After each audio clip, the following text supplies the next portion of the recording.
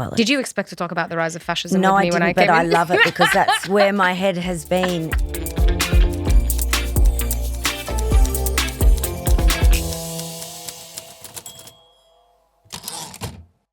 Hello and welcome to today's episode of The Moment.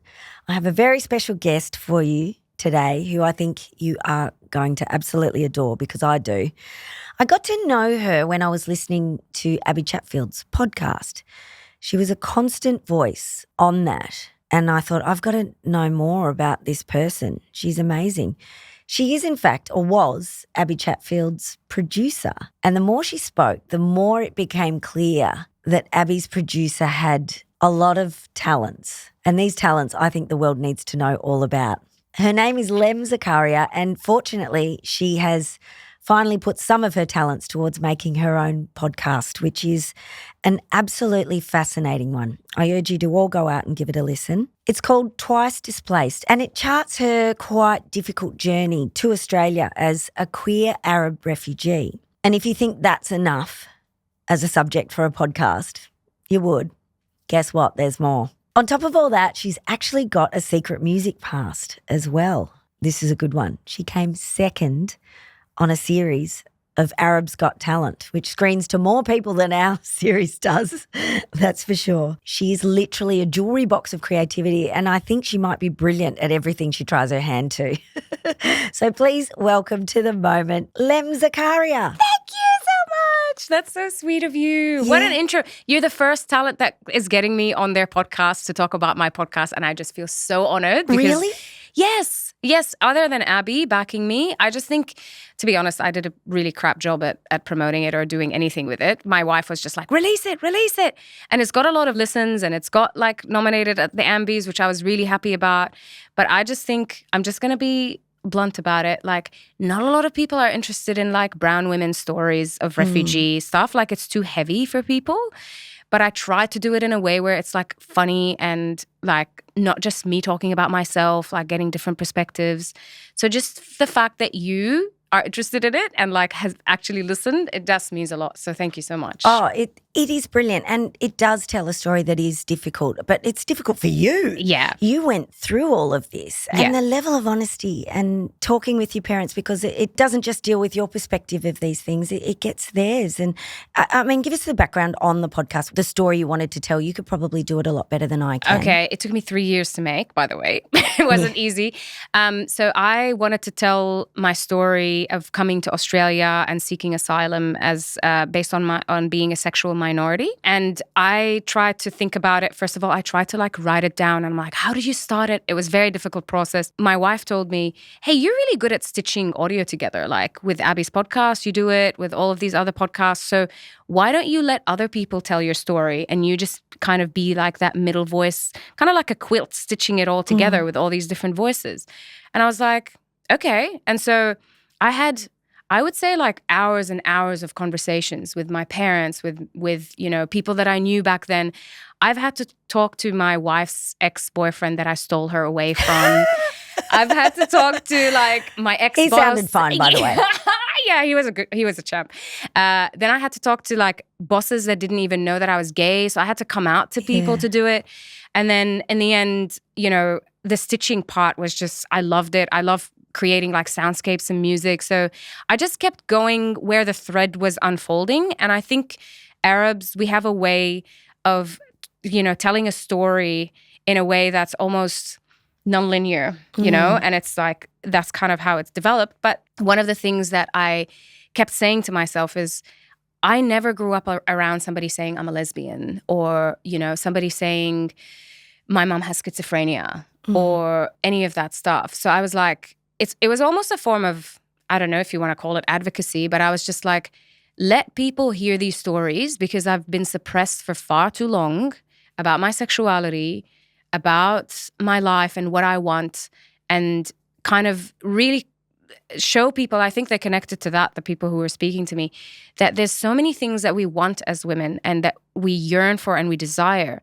But at the same time, this society and what it wants from us. And there's that big clash that you see as a woman growing up. And for me, that clash was I think what shaped me really. It's the worst thing though. It's the hard stuff that does shape you. Yeah. And the things that you had to repress. Yeah. Sadly, and now you've become this person, but you do also get to a point whereby you can't stop it almost. It has to all come to life, doesn't it? Yeah, and I lived very repressed, Myf. Like I lived my life with, being with a woman without telling anyone about it, and like, I mean, the sex was great because no one knew about it, but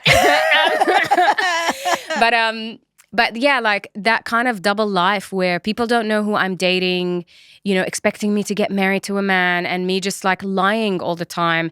And then even when I came to Australia, it was so hard to say like I'm gay as well. Like for it to come out of my mouth was very difficult. Now look at me. You just settled in. Yeah, right? Like it took me time, but I definitely had also like to just come to terms with, private school educated girl, and now I'm seeking asylum, like being a refugee again. And then, like there was because your background is Palestinian, living in Jordan prior to coming to Australia. Yes. And Jordan is very conservative. I would say so. I would say like we lived in a bubble that allowed us to be a bit more free. But yeah, that was actually, sorry, I'm shifting gears. I just discovered that I'm ADHD as well. So it's all right. I've got it as well. Really? Okay, that's great. But one of the things that I found happening to me is like, how can I tell my story in the most honest way and not fall into the traps of Orientalism in Australia, right? Yes. Orientalism is like a term that Edward Said came up with, which is kind of exoticizing Arab cultures. Othering, isn't it? Yes. How can I like say, no, we're very patriarchal. How can I talk about these experiences when we're already so low in perception for Western audiences, but still be honest to myself? And I think I just prioritize my honesty and try to kind of have the story be, people to connect to my humanity. And if they do, maybe that's how, they can see us as not just this monolithic blob of terrorists, like to see that we actually have different voices and different ideas. And yes, there are Palestinian queer people out there, like things like that. I thought it is important to show everything honestly. And I think people can always, probably from your career, they can connect with you when you have that element of trust. Yes. No matter what, you know? So yeah. Have you had anyone reach out who's listened, who's experienced something similar to you and you've helped them? I feel like there must be people who have similar experiences from all over the globe, because repressing of oneself is not common to one culture. This is all cultures, I think. You're very right. The way we're evolving. Yeah. So initially, I had to do a lot of therapy to do the podcast. I can't imagine, because not only are you dealing with, you're dealing with one layer of this and then another layer of that, and it would be really difficult. Yeah. So when I was with the therapist, one of the things, because I also tried to also come out on socials while I was also creating the podcast. So the therapist was telling me, what is your measure of success for this podcast? Is it downloads? Is it winning awards? And I remember like that question. Oh, she won awards. Listener, viewer, can I tell you, she's already won awards. You're very sweet. One of the things that came to me was just like, how will it impact people on a human level? That's what I really wanted to focus on. And so many people reached out. And that for me was just like, okay, now I'm happy. For example, I had somebody telling me my sister came from an Arab country to Australia seeking asylum, and I never understood her. And I was so angry with her. And after I heard your podcast, I understood her much more and I connected with her. I got somebody. Just got goosebumps. Oh, you're sweet, Myf. And I got somebody else telling me, I went to the doctor, like a gynecologist, to get a checkup. And I found out in the waiting room that he was a Jordanian doctor. And I panicked. And I was like, I don't know. Like, I'm also queer. He's going to be asking me about, like, sex and stuff. But then I remembered your podcast and I was like, actually, there's some good eggs out there. Yeah.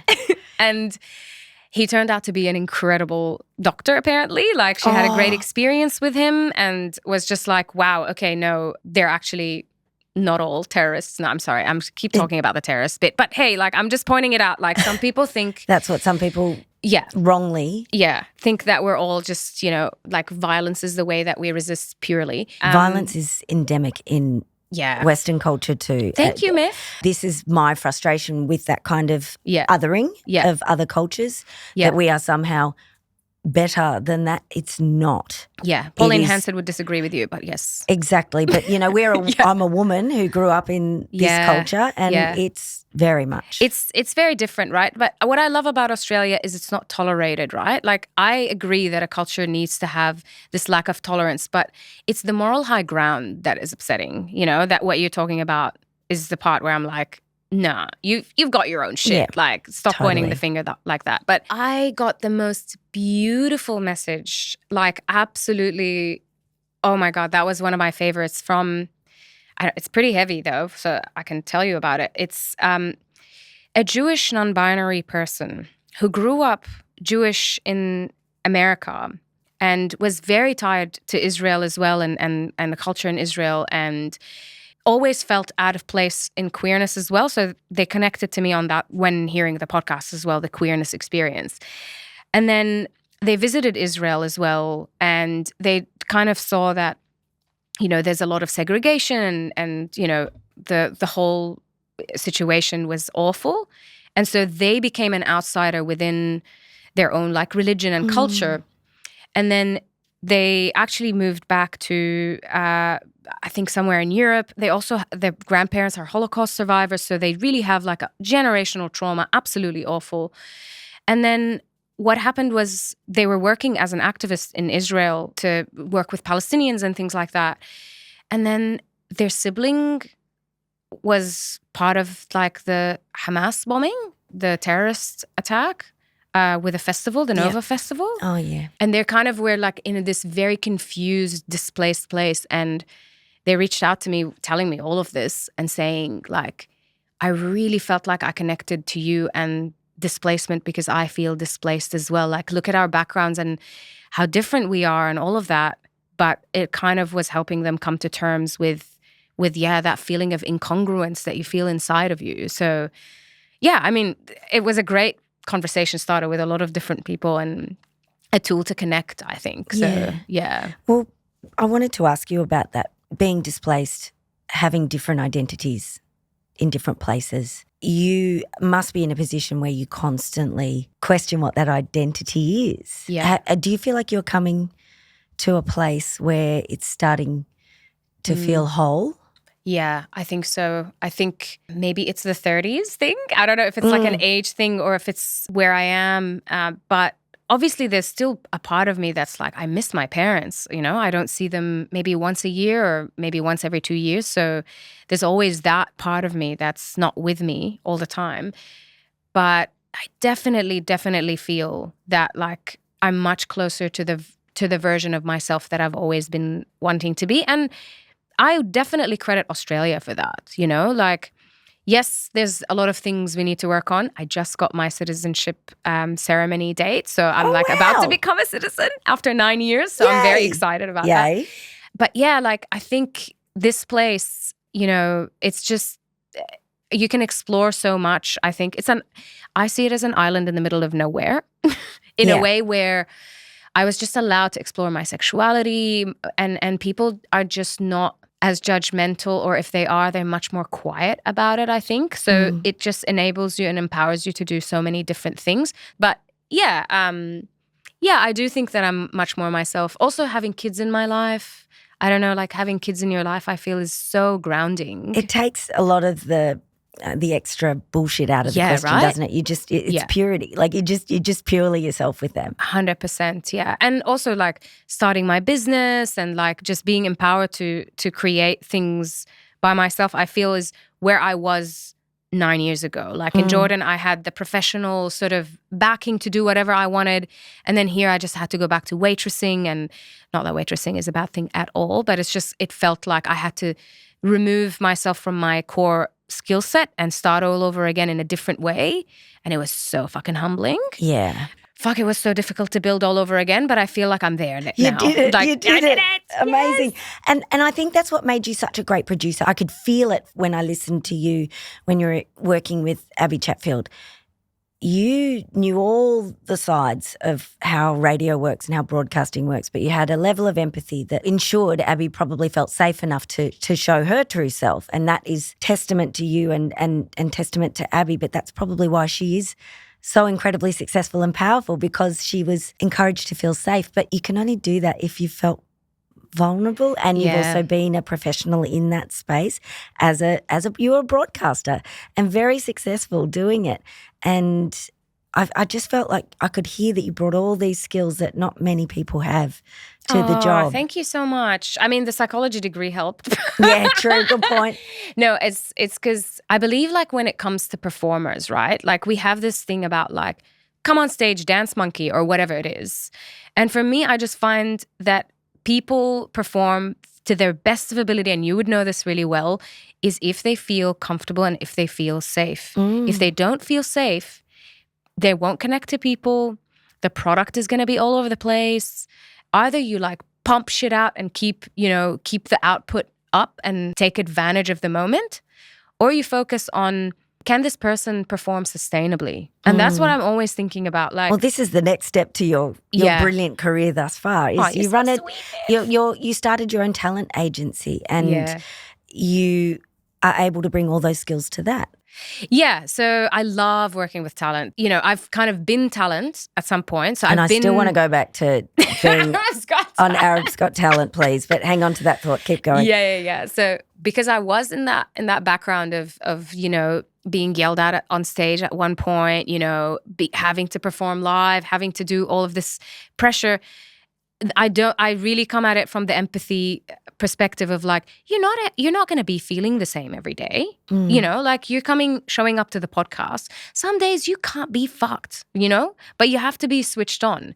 So if there's extra pressure in addition to your mood and having to show up and having to perform, then it's just going to wear you down, and the crash is there. It's just waiting for you. And ADHD people, as you know, like, we need the structures and systems to be designed based on how we function best, not you fitting into that box, So I really had to be that buffer between the corporation around Abbie and knowing what's her sweet spot. And I think with time, people around me just started saying, okay, Lem is going to know what's best. So they trusted you. They trusted me because over and over again, I would say, just like, leave it, don't push it. Also rejection sensitivity, demand avoidance, all of that stuff with ADHD, you would know. Yeah. Like, if somebody tomorrow tells you, you have to do this Myf by 5 p.m., you'd vomit. Yeah, exactly. I'd have the other thing as well, oppositional defiance. Yes. In my head, I'd be going like, no, fuck you. Yeah. No, I'm not doing it. And then I'd just leave it for 8, but knowing full well that that's an irrational response, but it's my first. Yeah, exactly. And so I wouldn't say it, but then I'd procrastinate for 3-4 hours and then get it done in the last 20 minutes. Exactly. And you do it really well as and well. And it'd be really good. Yes, exactly. And I'd enjoy it. Yeah. And you get the dopamine hit out of it because, like, tick, task, done. Can I ask you, actually, I know you're asking me, but can I ask you, what has been your experience in terms of how humanely you're being treated from, your time at TV and the past to now? Do you think it's changed and people are valuing you more as a human rather than, like, sorry, I'm just going to say it, like an object sometimes? Yes, it's changed significantly. Really? Okay. Just even in the way, people talk about the body. Yeah. People talk about the look, because back then that's all that mattered. Yeah, like what you need to whiten your teeth or something like that. Like, I've heard that happen in our industry. Yeah, I didn't get that because the ABC was always not like and that when I was white anyway. working in TV. And my teeth are fortunately straight and white.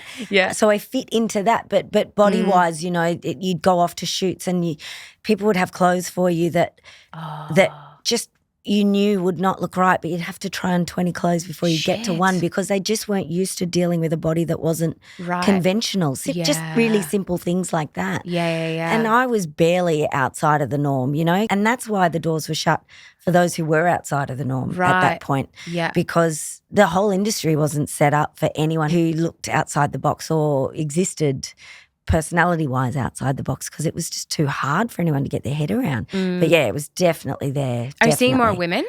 as well? Like in Yes. those decision-making roles? So many more women. I mean, Okay. really, I think it's changed significantly. We're still not there yet in Okay. terms of especially cultural diversity. Yes. We're not there yet. Oh, yeah, I know. Not even close. I know. But it is changing. And But you're doing part of the work by bringing me here. I'm just saying that. I'm not saying just me. There's a lot of interesting people in Australia that don't get platformed.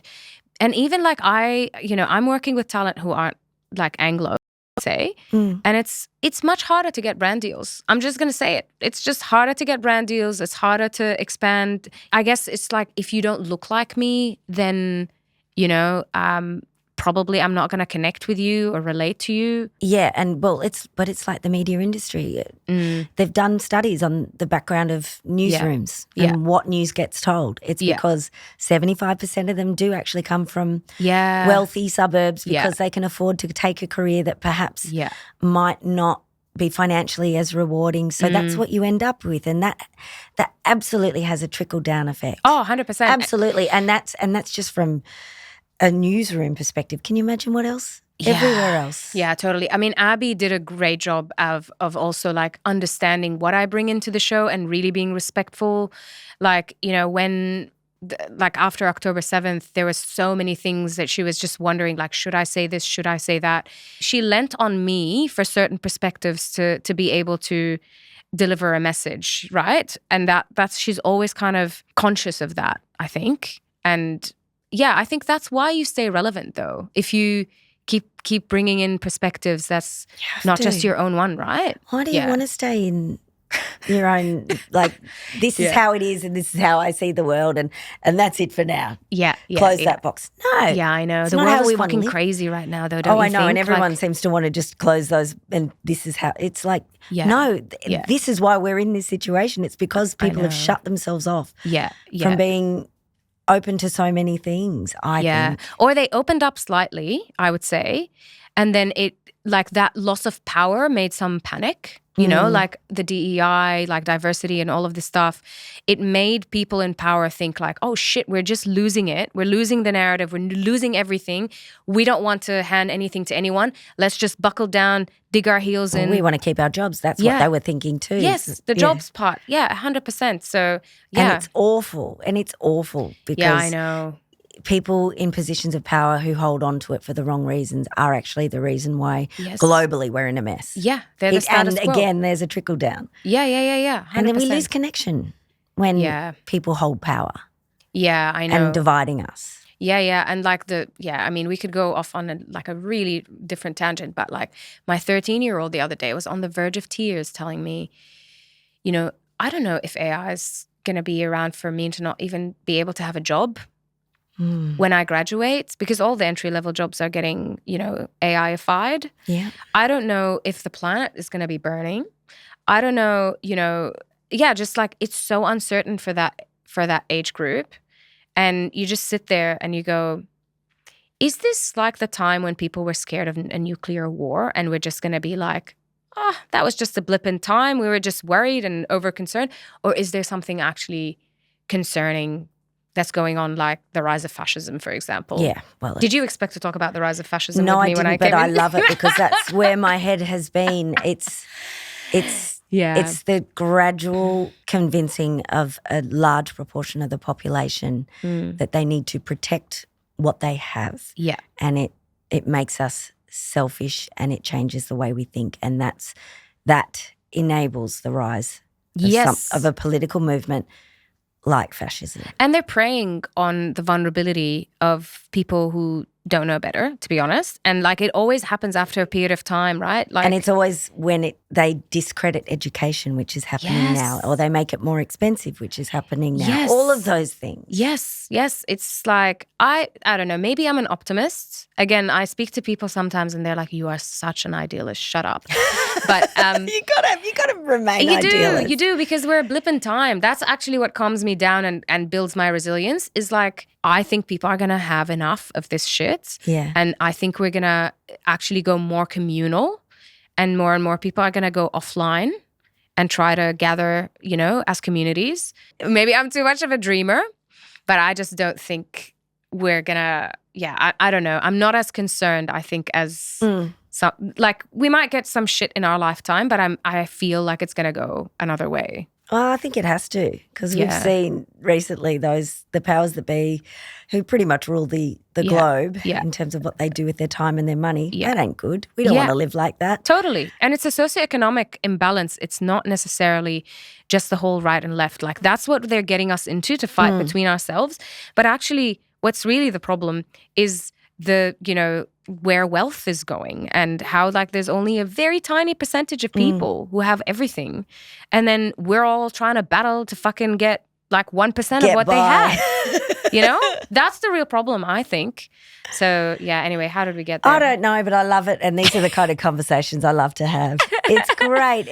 It's really great. And yes, optimism is something we also have to lean into, because things can seem really dark, but we're also being bombarded with more information than we've ever been as human beings in the history of human beings. It's a lot. And I think it's more important now than ever to continue to hope that it will go the other way. Yeah, people think I'm cheesy when I say that, but it's just like, think about change. Any type of change in life, you cannot actually change anything if you don't have perspective about things possibly being better. That's unfortunately for the cynics out there, that's called hope. Yeah. And you actually need to have that to be able to break the status quo. And I'm all about breaking the status quo right now, because we're just numbed. Quietly. We do it quietly and do it our way. Yes. And it continues. I feel like we're doing the work. Yeah. I feel like, again, when I talk to my kids, it's where I see this kind of hopelessness prevailing, this whole like, oh, it's all going to shit anyway. And it's like,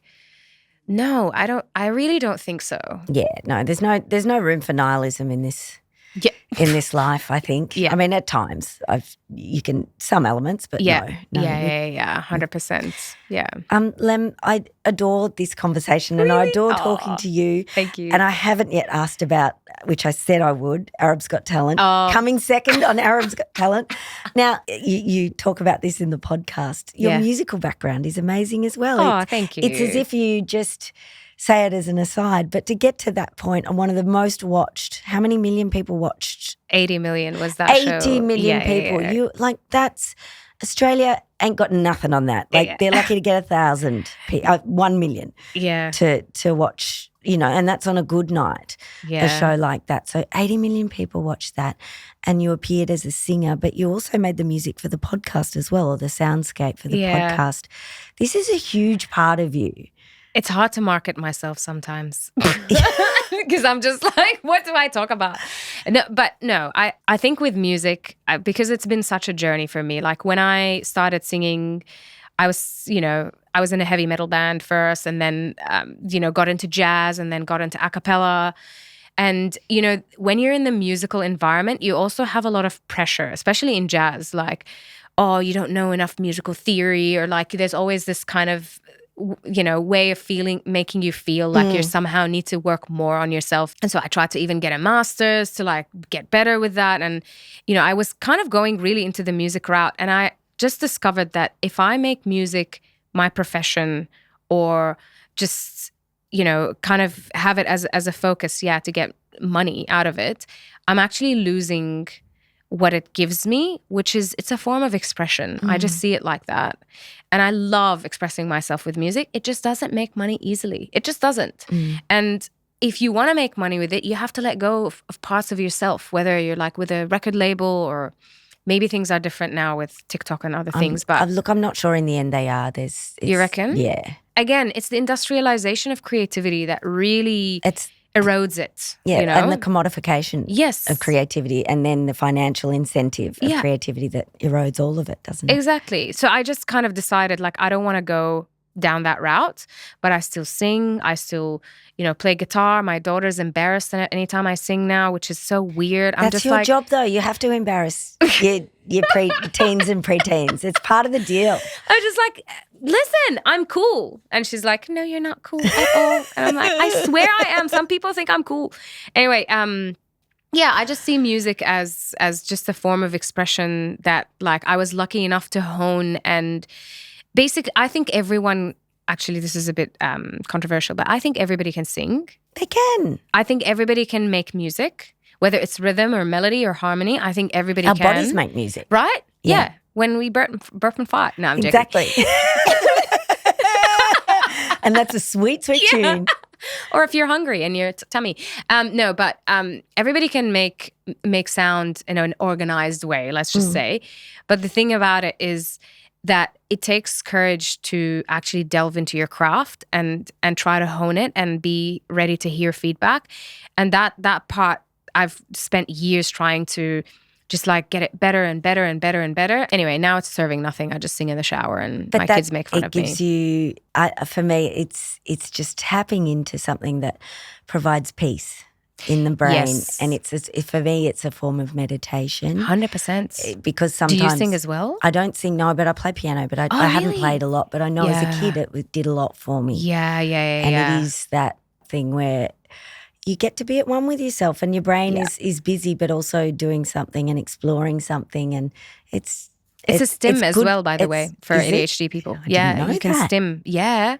That's what I do sometimes because, I'll just be like doing the dishes and I'll be saying, give me that glass. Oh, yeah. Like things like that. Yeah. I think it's a bit of a stim. It would be. That would make sense. But it's so good for our bodies and our minds and all of those things, our creativity. And it's important to do it. Maybe not for the reward. We've given rewards as the way to succeed. You're so with right. music, and maybe we actually just need to get back to doing it for what it gives to us. Again, it's the status quo thing. I go back to it. We're living in the status quo where you have to work 8 hours a day. Who set that up? For example, that's also actually that was post-industrial hundreds of era, people wasn't died it? For that 8 hour day because it was 12 hours before that. But we have those set things that we have to do, and we're like grinding, and we're full-time working, full-time kids, and we're trying to like do all of this stuff. Where is there room to create? Like to actually create for the sake of creating and not create for the sake of benefiting or getting anything out of it. I think innately as humans, it's like instrumental to our being to create for the sake of creating. Whether it's, like Abbie's dealing with it by painting, for example, as you can see, like she's gone into this art side of herself. Some people draw, some people paint, some people even like build things physically. It doesn't need to be this traditional form of art that's like music or painting. But we've lost sight of creating for the sake of creating, it's play. I think.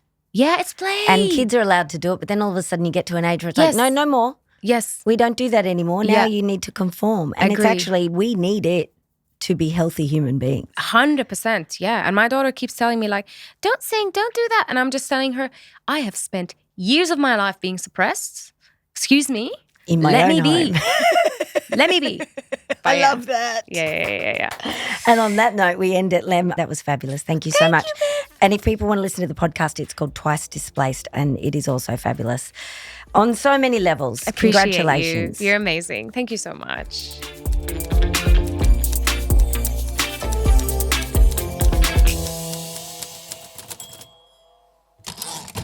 This is an MIK made production, recorded on Gadigal land. Always was and always will be Aboriginal land.